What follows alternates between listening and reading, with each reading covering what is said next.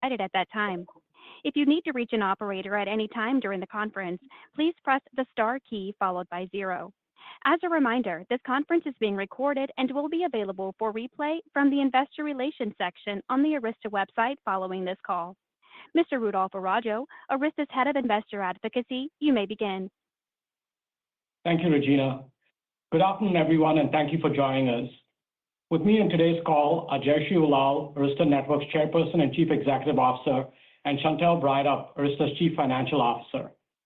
This afternoon, Arista Networks issued a press release announcing the results for its fiscal second quarter ending June 30th, 2025. If you want a copy of the release, you can access it online at our website.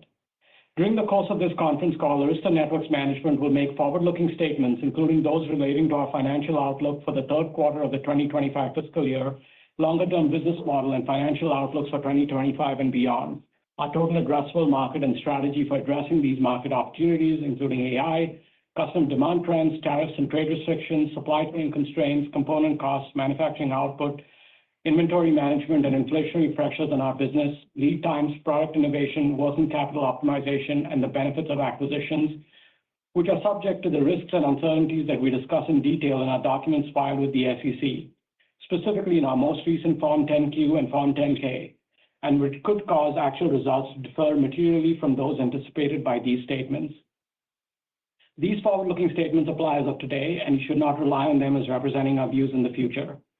We undertake no obligation to update these statements after this call.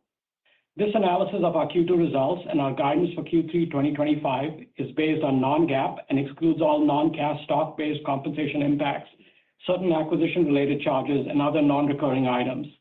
A full reconciliation of our selected GAAP to non-GAAP results is provided in our earnings release. With that, I will turn the call over to Jayshree. Thank you, Rudy. And thank you, everyone, for joining us this afternoon for our second quarter 2025 earnings call. Arista is experiencing momentum in our business, as demonstrated in our record Q2 2025 results. We achieved $2.2 billion this quarter, surpassing our plan by $100 million. Software and service renewals contributed approximately 16.3% of revenue. Our non-GAAP gross margins of 65.6% was influenced by efficient supply chain and inventory benefit with a non-material tariff impact in the quarter. International contributions for the quarter registered strongly at 21.8%, with the Americas at 78.2%. Reviewing our mid-year inflection point, our conviction with AI and cloud titans and enterprise customers has only strengthened. We began the year with a pragmatic guide of 17% or $8.2 billion annual revenue, but as the year has progressed, we recognize the potential to build a truly transformational networking company addressing a massive total available market. This feels to us like a unique once-in-a-lifetime opportunity. We therefore raise our 2025 annual growth to 25%, now targeting $8.75 billion in revenue, which is an incremental $550 million more due to our increased momentum that we are experiencing across AI, cloud, and enterprise sectors. It is important to appreciate that Arista's AI center strategy is complementing our data center focus to drive some of this increase. AI centers consist of both scale-out front-end and scale-up, scale-out combination for back-end networks. Scale-up back-end networks consist of high-bandwidth, low-latency interconnects that tightly link multiple accelerators within a single rack as a unified compute system with workload parallelism. Today, this is predominantly constructed with NVLink as a compute-attached I/O, but we do expect a move to open standards such as Ethernet or UA-Link in the next few years. Scale-out backend network is dedicated spines interconnecting XPUs across racks, engineered for high bandwidth and minimal latency, thereby resulting in efficient parallel processing of massive training models. Here, InfiniBand is rapidly migrating to Ethernet based on the Ultra Ethernet Consortium specification released in June of 2025.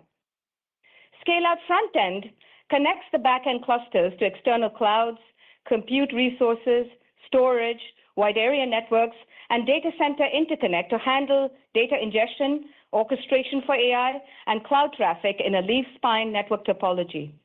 Arista's flagship Etherlink and EOS are key hallmarks of scale-out networking with a wide breadth and depth of network protocol support. Introduced in 2024, Arista's Etherlink portfolio is now 20-plus products with the most comprehensive and complete solution in the industry, especially for scale-out backend and scale-out front-end networking. It highlights our accelerated networking approach, bringing a single point of network control and visibility differentiation and improved GPU utilization. Poor networks and bottlenecks lead to idle cycles on GPUs, wasting both capital GPU costs and operational expenses such as power and cooling. With a 30 to 50% processing time spent in exchanging data over networks and GPU, the economic impact of building an efficient GPU cluster with good networking improves utilization, and this is super paramount. Our stated goal of $750 million back-end AI networking is well on track and gaining from nearly zero revenue 3 years ago in 2022 to production deployments this year in 2025.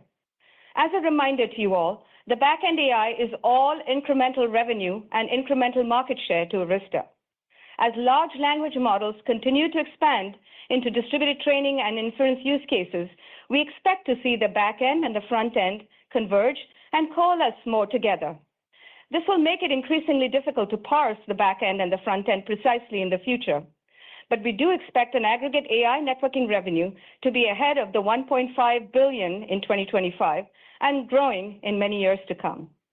We will elaborate more on this in Analyst Day in September, including our AI strategy and forecast.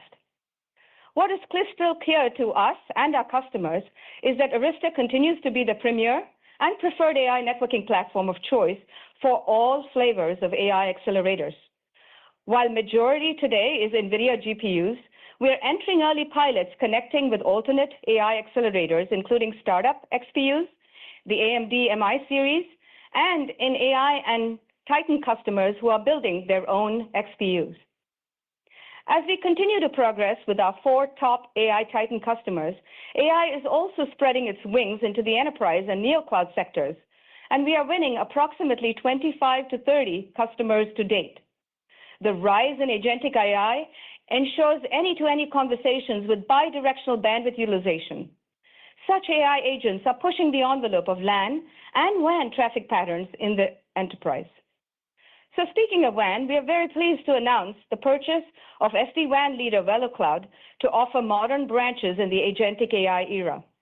VeloCloud's secure AI-optimized WAN portfolio offers seamless application-aware solutions to connect customer branch sites, complementing Arista's leading spines in the data center and campus.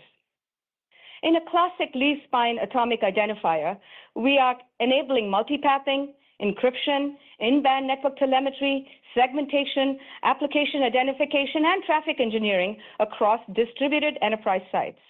We are so excited to fill this missing void in our distributed enterprise puzzle to bring that holistic branch solution. This also increases our foothold with managed service providers, MSPs, as an important route to market for our distributed campus and branch offerings. We also intend to work closely with best-of-breed security partners to enable SASE overlays.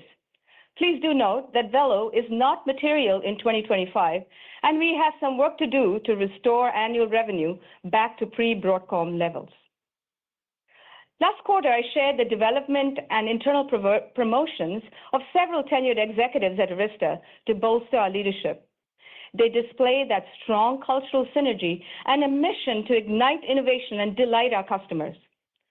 As we enter the next phase of Arista 2.0, growing from $5.8 billion in 23 to a forecasted $10 billion revenue in 2026, we rely on this trifecta foundation of great customers, innovative products, and great next-gen leaders to achieve this. I am so thrilled to welcome Todd Nightingale as Arista's President and Chief Operating Officer. Todd brings that incredible passion for networking with his over 2 decades of technical leadership in Meraki, Cisco, and most recently, CEO of Fastly. In just a month, He is epitomizing the Arista way, and I'm really looking forward to his impactful contributions to boost Arista's overall campus and enterprise operations. Todd, welcome to your first ANET earnings call. How does it feel to be here? It's amazing. It's only been a month, but I can't tell you how impressed I am with the passion and focus of the team, the trust that Arista customers have in the technology, and the enormous opportunity we have ahead of us in data center, AI, and in the campus. I'll be primarily focused on our enterprise customer engagement, bringing new customers to Arista, and operational excellence across the organization. Personally, I'm so incredibly excited to be back in networking, and I'm truly, truly honored to be here. Thank you so much, Jayshree. Thank you, Todd. It's going to be a fun journey here with us. You know, it's really an unprecedented time in networking, where Arista is so uniquely positioned to enable the modern network transformation. And with that, my dear friend Chantelle, over to you, our CFO, for the financial specifics. Thank you, Jayshree. With that as the backdrop of our strong business outlook, let me now take us through the metrics that underscore our momentum. Total revenues in Q2 were $2.2 billion, up 30.4% year over year, above our guidance of $2.1 billion. This was supported by strong growth across all of our product sectors. International revenues for the quarter came in at $481 million, or 21.8% of total revenue, up from 20.3% in the prior quarter. This quarter-over-quarter increase was driven by a relatively stronger performance in our EMEA region. The overall gross margin in Q2 was 65.6%, above our guidance of 63%, up from 64.1% last quarter and up from 65.4% in the prior year quarter. The quarter-over-quarter gross margin improvement was primarily driven by improved inventory management and related excess and obsolescence reserves. Operating expenses for the quarter were $370.6 million, or 16.8% of revenue, up from last quarter at $327.4 million. R&D spending came in at $243.3 million, or 11% of revenue, up from $209.4 million in the last quarter. This primarily reflected higher new product introduction costs in the period. Sales and marketing expense was $105.3 million, or 4.8% of revenue, compared to $94.3 million last quarter, inclusive of a continued focus on our partner programs. Our G&A costs came in at $22 million, or 1% of revenue, down from last quarter at $23.7 million. Our operating income for the quarter was $1.08 billion, crossing $1 billion for the first time in Arista's history, landing at 48.8% of revenue. Other income and expenses for the quarter was a favorable $88.6 million, and our effective tax rate was 20.7%. This resulted in net income for the quarter of $923.5 million, or 41.9% of revenue. Our diluted share number was 1.271 billion shares, resulting in a diluted earnings per share number for the quarter of 73 cents, up 37.7% from the prior year. Now on to the balance sheet. Cash, cash equivalents, and investments ended the quarter at $8.8 billion. In the quarter, we repurchased $196 million of our common stock at an average price of $80.70 per share. Of the $1.5 billion repurchase program approved in May 2025, $1.4 billion remains available for repurchase in future quarters. The actual timing and amount of future repurchases will be dependent on market and business conditions, stock price, and other factors. Now turning to operating cash performance for the second quarter. We generated approximately $1.2 billion in cash from operations in the period, the highest in Arista's history, reflecting a strong business model performance. DSOs came in at 67 days, up from 64 days in Q1, driven by billing linearity. Inventory turns were 1.4 times, flat to last quarter.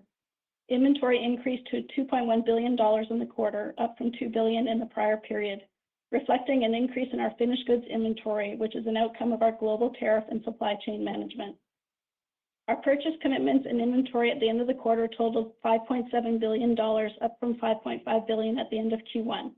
We expect this number to stabilize as supplier lead times improve, but will continue to have some variability in future quarters as a reflection of demand for our new product introductions. Our total deferred revenue balance was $4.1 billion, up from $3.1 billion in Q1. The majority of the deferred revenue balance is services related and directly linked to the timing and term of service contracts, which can vary on a quarter-by-quarter basis. Our product deferred revenue increased approximately $687 million versus last quarter. We remain in a period of ramping our new products, winning new customers, and expanding new use cases, including AI. These trends have resulted in increased customer-specific acceptance clauses and an increase in the volatility of our product deferred revenue balances. As mentioned in prior quarters, the deferred balance can move significantly on a quarterly basis, independent of underlying business drivers. Accounts payable days was 65 days, up from 49 days in Q1, reflecting the timing of inventory receipts and payments. Capital expenditures for the quarter were $24 million. In October 2024, we began our initial construction work to build expanded facilities in Santa Clara, and we expect to incur approximately $100 million in CapEx during fiscal year 2025 for this project. Now turning to guidance. Building on this strong Q2 and first half performance, we expect continued momentum in the quarters ahead. Let's first start with our outlook for fiscal year 2025. As Jayshree mentioned, revenue growth is now estimated to be approximately 25% or $8.75 billion. This is fueled by demand across AI, cloud, and enterprise sectors and demonstrates that Arista's focus on pure-play networking is meeting the innovation needs of the market.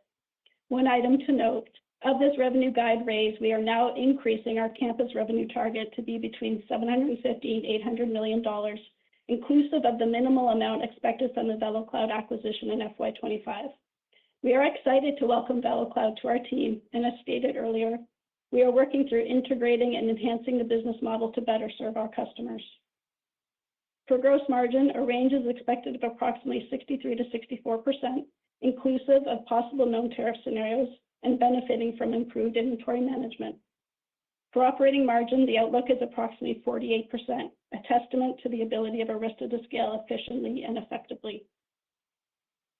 Given the strength of our business and visibility into customer demand, here is our guidance for the Q3 quarter. Revenue of approximately $2.25 billion, continuing to serve our customers and win new logos across AI, data, WAN, and campus centers. Gross margin of approximately 64%, inclusive of possible known tariff scenarios. Operating margin of approximately 47%, and an effective tax rate expected to be approximately 21.5% with approximately 1.275 billion diluted shares. In closing, this is a great time to be an innovative networking leader. We are halfway through the year with solid momentum and are clear on our execution priorities. This makes us confident and excited in our ability to finish the year strongly. In closing, I would also like to wish Todd a very warm welcome to the Arista team. I will now turn the call back to Rudy for Q&A. Thank you, Chantelle. We will now move to the Q&A portion of the Arista earnings call. To allow for greater participation, I'd like to request that everyone please limit themselves to a single question. Thank you for your understanding. Regina, please take it away. We will now begin the Q&A portion of the Arista earnings call. To ask a question during this time, simply press star and the number 1 on your telephone keypad. If you'd like to withdraw your question, press star 1 again. Please pick up your handset before asking questions to ensure optimal sound quality. Our first question will come from the line of George Notter with Wolfe Research. Please go ahead. Hi, guys. Thanks very much.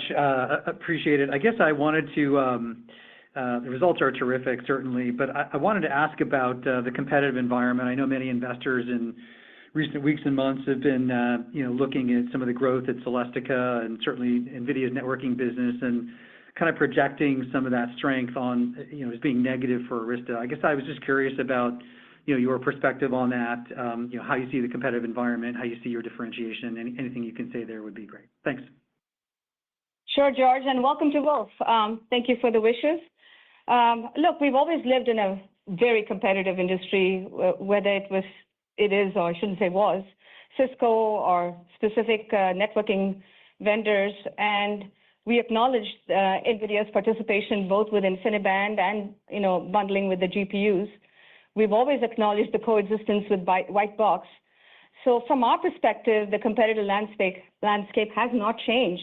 It's more the same, but I recognize that the chatter was louder.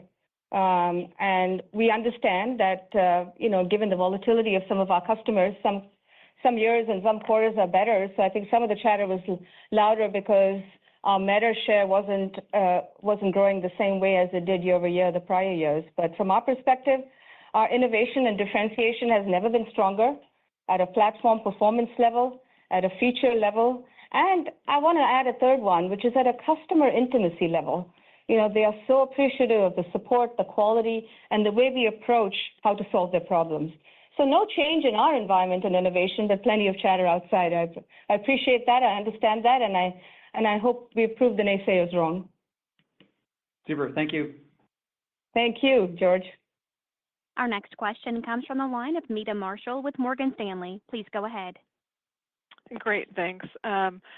Appreciate the question. I guess just on some of the strength that you're seeing in terms of cloud, I know it's getting increasingly hard to kind of differentiate front end and back end, but do you attribute some of the upside that you're seeing this year towards starting to see front end upgrades maybe quicker than expected, or is this just kind of back end demand being stronger than expected? Thanks. Thanks, Meta. No, if you recall 2-3 years ago, maybe it's hard to remember all of that, I was actually very worried that the cloud spending had a little bit frozen and all of the excitement, enthusiasm was going towards GPU and, how big is your GPU cluster, that kind of thing. We now see it coming back, the pendulum swinging into a more balanced deployment of both cloud and AI. And I think as a result of all these AI deployments, as I've often said, the traffic patterns of cloud and AI are very different. The diversity of the flows, the distribution of the flows, the fidelity of the flows, the duration, the size and intensity. So all of that AI traffic and deployments we have done and others have done is now putting pressure on the front-end cloud as well. So that's why it's going to we wanted to measure ourselves as purely on the native GPU connections, but going forward, we see a much more distributed topology of cloud and AI sort of combining together. And it's not like HPC clusters where they'll build one and tear it down. When they build an AI cluster, it's very expensive. It's like diamonds, and they want to take advantage of that and bring it forward to other cloud resources as well. So to the point, the question you were asking, our increased $550 million had a little bit of Velo, not material, as Chantel reminds me, but a lot of cloud and AI, as well as enterprise campus. Great, thank you. Our next question comes from the line of Ryan Koontz with Needham & Company. Please go ahead. Great, thanks. I want to ask maybe a question for Todd, Jayshree, just about the fit for Velo with your traditional go-to-market motion, which has been heavily direct, and do you expect Velo to really beef up your channel efforts and working with these MSPs? Can you expand on that a little bit? Thank you. Yeah, I think it's incredibly complementary on two fronts. One is it fills an enormous hole in the enterprise campus portfolio for the distributed branch, and being able to bring Velo technology through our traditional Arista channel, it gives us an opportunity to cross-sell SD-WAN into so many existing campus accounts with the existing Arista go-to-market, which is amazing. But Velo has a really strong MSP motion. We're pushing really hard right now in really embracing that, not just to continue the Velo success, but to now bring all of Arista's portfolio through that same channel, through those same partners, and really embrace that MSP motion and use the Velo intellectual property in their business operation in order to learn from that and bring that MSP motion to all of Arista's portfolio. Well said, Todd. Sometimes we're the engine and sometimes we're the caboose. In the case of the MSP, we're definitely going to leverage the strength of Velo. That makes sense, Jayshree. Thanks so much. Our next question comes from the line of Antoine Gabin with New Street Research. Please go ahead. Hi, thank you very much for the question. Can you please remind us what's required for scale-up topologies and how that differs from scale-outs? Are traffic patterns more predictable, easier to manage, and how do you see the competitive dynamic evolving? Does this create more differentiation for Arista or more room for white box compared to scale-out? Yeah. So first of all, I would say that scale-up is a new and unique requirement, and it particularly is going to come in as people start building more and more AI racks, right? So when you're building an AI rack and you want to boost the radix and performance of an individual rack or cluster, and your XPU radix gets bigger and bigger, you often need a very simple interconnect, right? This interconnect in the past has been PCIe Express, CXL, And now you're seeing a lot of NVIDIA NVLink where, you can really collapse your system board in an XPU socket into an I/O. It's almost not a network. It's an I/O. It's a backend to a backend, if I can call it that, right? And so scale-up networks will be an incremental new market as Arista pursues it. Today, majority of that market lies inside a compute network structure and isn't something Arista is participating in. But we are very encouraged by the standards for scale-up Ethernet that Broadcom has initiated and we're big fans of. We think that Ethernet as a transport protocol is going to favor Arista and Broadcom very much. And any little bit of incremental share we get there will be better than the zero we have right now. We also think UA-Link is another spec that's coming out, and that may run as an overlay on top of an Ethernet underlay. There needs to be some firm standards there because today, scale-up is frankly all proprietary NVLink. And we're encouraged by, just like we worked hard to found the Ultra Ethernet Consortium as a member for some of the back-end Ethernet and the migration from InfiniBand to Ethernet is literally happening in 3 to 5 years. We expect the same phenomena on scale-up. Thank you, Jayshree. Thank you. Our next question comes from the line of Amit Daryanani with Evercore. Please go ahead. Yep, thanks a lot, and congrats on a nice set of numbers here. Jayshree, as I think about the 25% guide that you folks are talking about for the full year, which is really impressive, can you just talk about what are you seeing specifically that's enabling you to raise your guide from 17% to 25%? Just, what markets or what vectors are you seeing that make you feel better about it?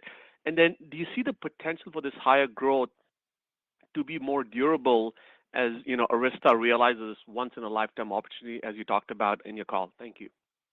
Okay, well, thank you for the wishes, Amit. As you know, it's not easy to execute on large numbers. So durable growth gets harder and harder as the numbers get bigger and bigger. But we've always believed in a CAGR of mid-teens. We've always believed in double digits. So we hope we will continue to grow for many years to come in those kind of numbers. Coming back to your question, I think when we guided the year pragmatically back in February, what Chantelle and I saw was a lot of activity, but not a lot of confirmation. Sitting here in August now, that activity has translated in all three sectors into a lot of confirmation. Enterprise campus, I couldn't be more bullish. We had a record quarter in terms of demand.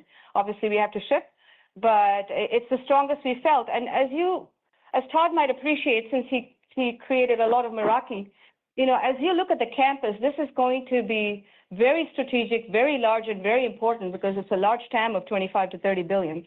So getting new logos, getting our value and our differentiation, especially in the post-pandemic era, understood in terms of wired, wireless, IoT, segmentation, security, zero trust, zero touch provisioning was critical. We saw that shift happen in the first half of this year. On AI, I don't need to tell you that despite losing one of our key anchor customers, the fifth customer was a sovereign AI customer that's pretty much out of these numbers, we were still able to, we believe, achieve $750 million in back-end targets revenue and exceed $1.5 billion for the year. Exact numbers we'll know when we finally ship. We can't give you those specifics now. But despite losing one customer, we're having a lot of activity in the four big ones. And, it's pleasantly a surprise to us to see the advent of enterprise and even some neoclouds. The numbers are small. It's not as big as the large titans, but it's all adding up. And then the third thing, as I was telling Mita, was the cloud itself. When you start putting that kind of pressure on performance and bandwidth and capacity on the back end of the network, eventually you've got to go refresh the front-end cloud. So we're seeing many more migrations from 100 to 400 gig and even 800, and that's helping. So all three are contributing to this new growth we are projecting for the year. Perfect. Thanks. Our next question comes from the line of Michael Ng with Goldman Sachs. Please go ahead. Hey, good afternoon. I just have one and one follow-up. I guess for Chantelle, I'm just wondering if you could just comment a little bit more on the deferred revenue or the billings growth. What was the primary driver there? And I was wondering if that was a contributor to the magnitude of the guidance increase that we saw. And then second, Jayshree, you mentioned the path towards $10 billion in 2026. Quite a ways out, but maybe you can just speak to some of the things that you're seeing. I know you talked a lot through it, but the confidence in that number and things that could break in the right way that could result in that number even being better. Thank you. Yeah, I think for the first one, thank you for your question, is in the sense of from the deferred balance, between product and services. This is indicative of new product, new use case, AI, as I mentioned in my remarks, and it's across those categories. And as far as this year, the deferred is going to be this year, next year, because it's 12, 18, 24 months, some of the use cases that we have in there, to your point. So, it's always helpful to have the deferred revenue balance growing. It does move and does move with volatility given some of the sizes of some of these new use cases and new product introductions. So more to come, but we don't guide it. So I would say that those are the factors that go into it for your question. And then Jayshree, did you want to mention? Yeah, thank you, Michael. A couple of things. Even on 25, I think the parallel for me too, because I'm such a historian and I have so many years behind me. If you look at the cloud, we had a lot of deferred. And, on one hand, I can tell you guys, don't pay attention to it. It'll eventually come out and something will come in. But it is a very high level of experimentation with new GPUs, traffic patterns, the number of GPUs, the location of the GPUs, the distribution of GPUs, the traffic patterns. There's a lot more work going on there. And customers are experimenting. Customers are seeing GPUs every 18 months. We have to adapt to that. We have to look at performance. We have to look at high availability. We have to look at automation, visibility. So it's a non-trivial amount of complex work. And oh, by the way, often these are not brand new. It's part of a brownfield where we're trying to do all this. The car is running at 100 miles an hour and we're trying to add AI to it kind of problem. So don't underestimate that this deferred that's been going on since last year will continue this year and perhaps next as well. And the length of deferred is taking longer. So on one hand, I'll say don't pay too much attention to it. Sometimes it'll come out, sometimes it'll go in. On the other hand, this is definitely more because of AI than anything else. In terms of 2026, I think it's only fair we save Analyst Day for that. We did announce that. But look, I would be remiss if I didn't tell you I'm very proud of the team, and we're looking to achieve $10 billion in revenue in 2026, 2 years ahead of schedule. I promised you guys that back in the last Analyst Day in 2028. So there you go. That's the headline. That's very clear. Thank you, Jayshree. Thank you, Chantelle. Thank you. Thank you. Our next question comes from the line of Simon Leopold with Raymond James. Please go ahead. Thank you very much. I know you don't like to give us specifics on customer contributions. I guess what I'm really trying to see if you could help us is understanding how that might be shifting, given that it does seem like there should be some broadening with the neoclouds, the sovereigns, and enterprise. But at the same time, some of your biggest customers are growing their spending significantly. So any clues or hints or quantification you can offer to help us better appreciate what your concentration and largest customer mix looks like and is trending towards? Yeah, I'll try my best. But the minute we call them a Titan, which, we now have included some customers in the Titan that previously weren't, and we moved customers out of the Titans into the specialty providers, they have a big spend. So you should not be surprised to see at least 10% concentration from our two favorite customers. And we will get greater contribution from our other customers, even if they're not 10%, because of the AI investments. So our AI Titans, if you will, and our Cloud Titans are going to make a meaningful, high contribution to the year. That's one half of us. That's one half of the coin. The other half is, why we're so excited to have Todd. Don't underestimate the power of all these customers coming together as an aggregate, adding to a very high number. So it's not your one Titan. As a collection, they're a Titan, but each one of them by themselves are a meaningful contributor. So what Todd's team, along with Chris Schmidt, Chris Belmer, Ashwin are doing is just fantastic. So we're really going to have a balanced approach of two very meaningful businesses contributing together. But definitely AI is going to create that. Large investments, large CapEx that you guys are all seeing from our customers is going to translate into some investments into us too. We're equally excited about the enterprise. Thank you. Our next question comes from the line of Tal Liani with Bank of America. Please go ahead.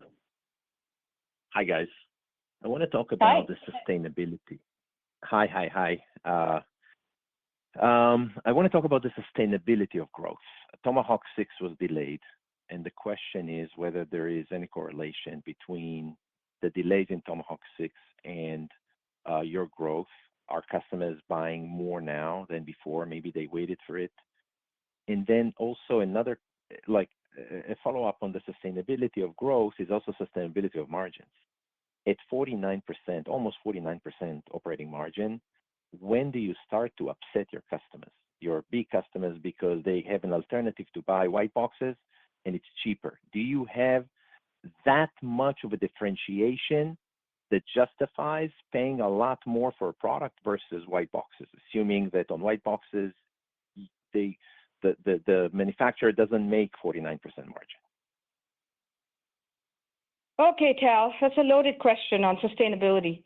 So have we had sustainability over the last 15 years? Have we had white box over the last 15 years?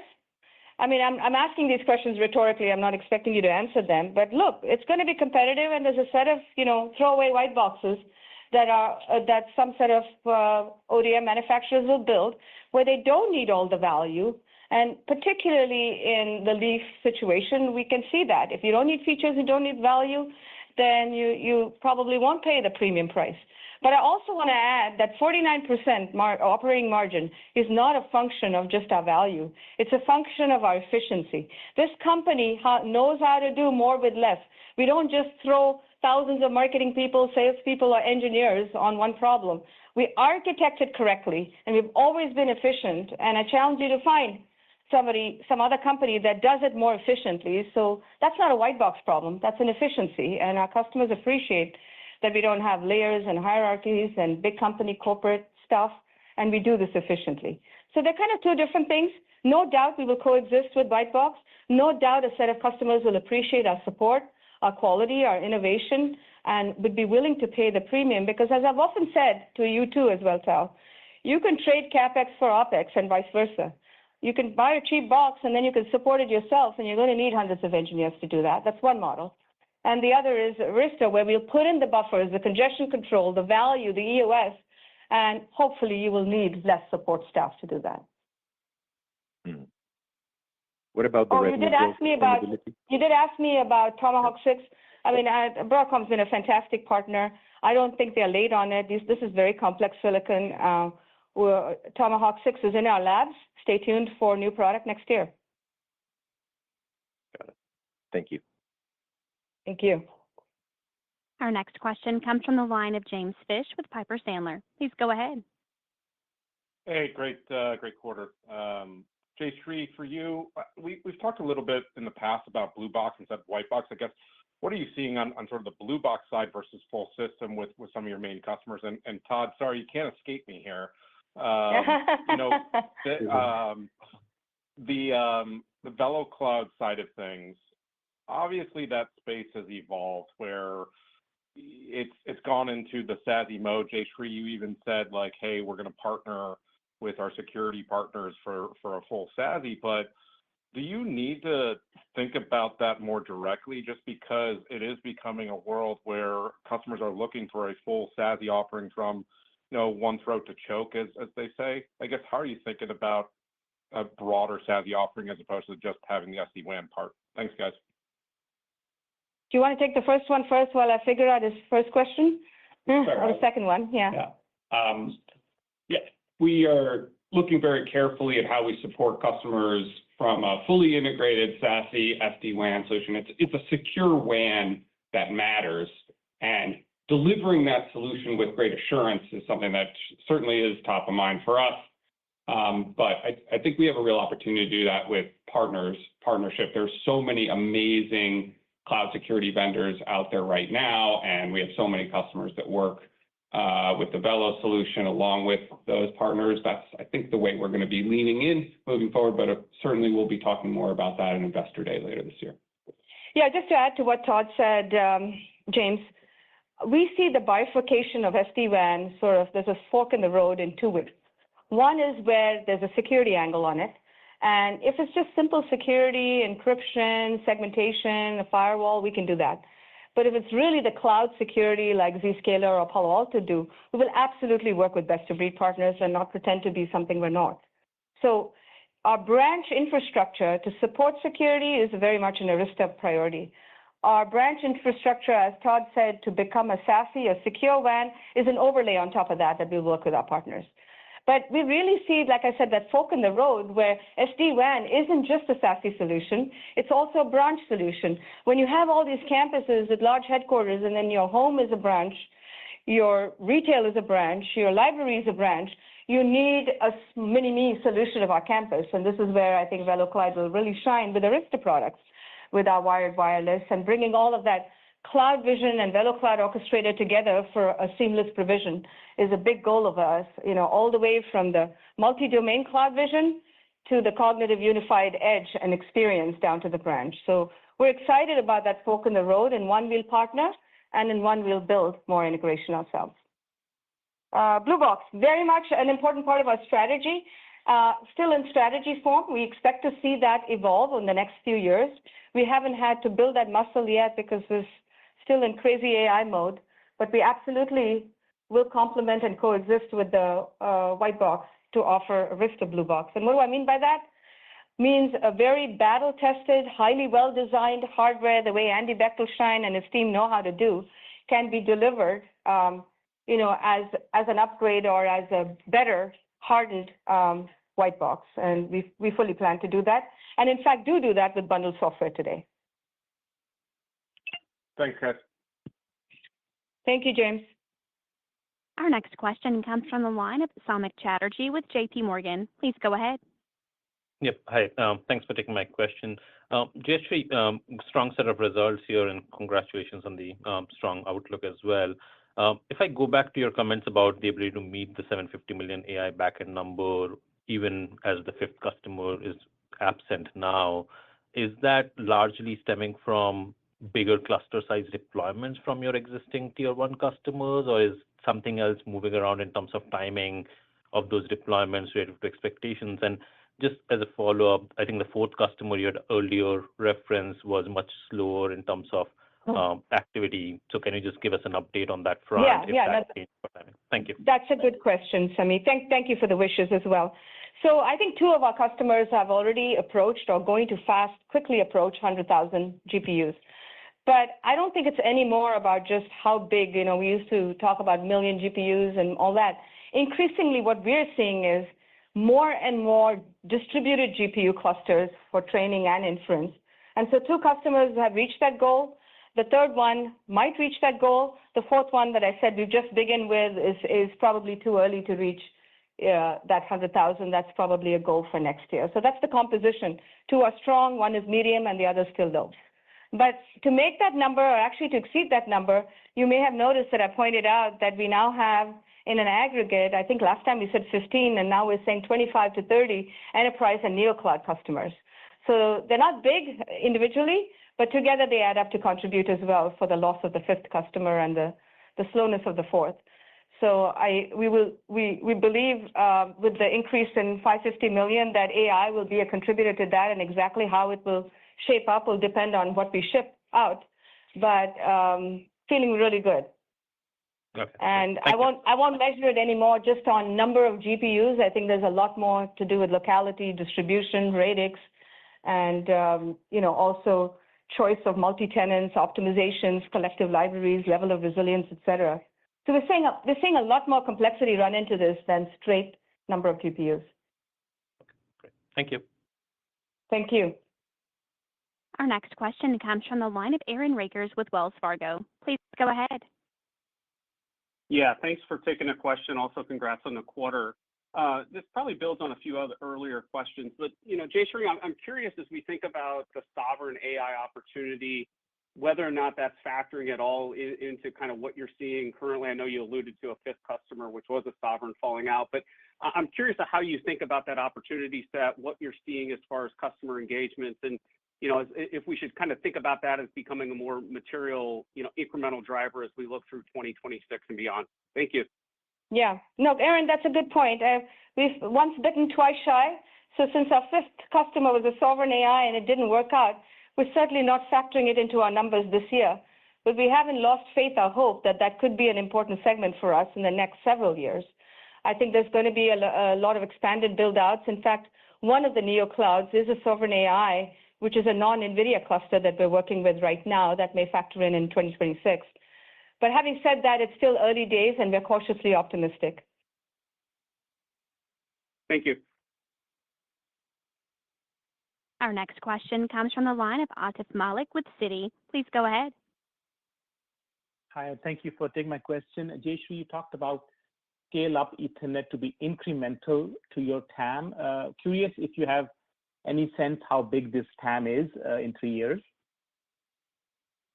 Atif, I don't know yet. In terms of port density, in terms of units, if I look at the ratio within a rack versus outside, in units, it's quite high, 8-to-1, 10-to-1. But in terms of dollars, I don't think it's nearly as much because the level of functionality required is much simpler. So how about we beg that question out for September when we'll know more? That's the deal. Thank you. Okay, thank you. I owe you one answer. Our next question will come from the line of Karl Ackerman with BNP Paribas. Please go ahead. Yes, thank you. Jayshree, you noted you are seeing good activity with the top 4 hyperscalers. While you indicated that your back-end revenue this year will be primarily driven by 2 of them, would you expect that all 4 cloud providers would adopt Arista switches for back-end deployments in 2026? And I guess where are you seeing the most opportunities with these neo-cloud providers? Because that certainly could be a big opportunity as we see at the time. Thanks. So, Karl, in the short answer would be yes. We got some work to do, but the answer is absolutely. All 4 of them, 2 of them already have large, and all the other 2 will be deployed in the back end. It'll also fuel the front end. And in terms of neoclouds, almost always the neocloud is a combination of back and front. It's never one or just the other, but definitely the neoclouds also have a back end component. Thank you. We have time for one last question. Thank you. Our final question will come from the line of David Vogt with UBS. Please go ahead. Great. Thanks, guys, for squeezing me in. Jayshree, I just wanted to maybe pick your brain a little bit. You mentioned scale up, but can we talk about the competitive or maybe the technical opportunities with scale out with Jericho 4 that was announced today or yesterday, and how you're thinking about kind of what that means for your technology position with regards to sort of distributed AI going forward? I know scale up's an incremental opportunity, but maybe just kind of share your thoughts on where you stand scale out. This is a really good, thoughtful question because this is our bread and butter.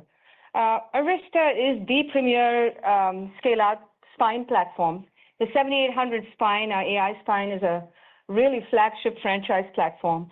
It takes advantage of all of the virtual output queuing, the congestion control, the per flow queuing, the buffering, et cetera, in a way that nobody else in the industry has been able to demonstrate. And oh, by the way, besides being a great AI spine, it's also a great routing platform for the WAN.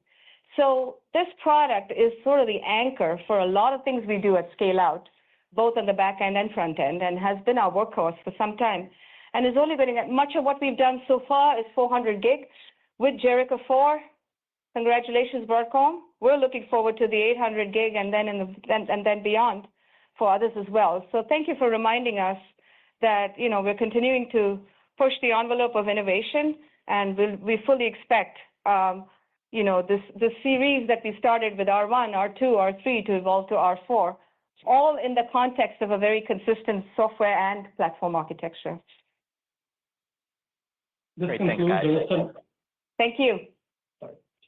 This concludes Arista Networks' second quarter 2025 earnings call. We have posted a presentation that provides additional information on our results, which you can access in the investor section of our website. Thank you for joining us today and for your interest in Arista. Thank you for joining, ladies and gentlemen. This concludes today's call. You may now disconnect.